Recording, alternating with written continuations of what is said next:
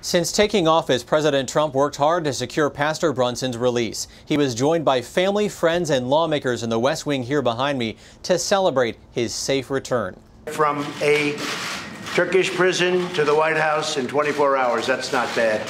President Trump welcomed Pastor Andrew Brunson to the White House after spending 2 years as a prisoner in Turkey. The Christian minister said he never lost faith during his imprisonment and even prayed for the commander-in-chief. We pray for you often. Thank you. As a family, my wife and I pray for you. Thank you. Well, I need it probably more than anybody in this room. The North Carolina native then knelt in the Oval Office, placed his hands on the president, and asked God to protect Trump. Lord God, I ask that you pour out your Holy Spirit on President Trump, that you give him supernatural wisdom. Turkish authorities charge Brunson with terrorism and espionage connected to an attempted coup. Facing 35 years in prison, Brunson denied any involvement during his trial. From the beginning, the American Center for Law and Justice fought for his release. This has been a very difficult process. It eased somewhat when he was put under house arrest back in July, but he had already been in prison then since October of 2016. The Trump White House took a tough stance, slapping economic sanctions on Turkey.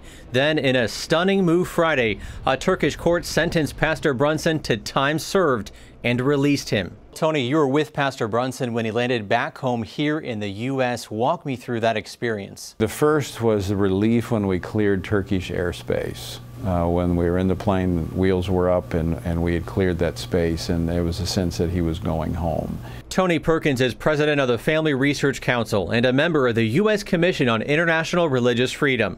He accompanied Pastor Brunson from the courtroom in Turkey all the way back to the U.S. Now, Tony, what message does this send to Christians who are being persecuted all around the world? Persecuted people around the world gained hope because they know they're not alone. They know this administration has placed a priority on that. Pastor Brunson says he now plans to spend time with family and holds no ill will to the Turkish people. I won't ask you whether or not you're going back to Turkey. I won't ask that question. We do love Turkey. We were there for 25 years and we love the Turkish people.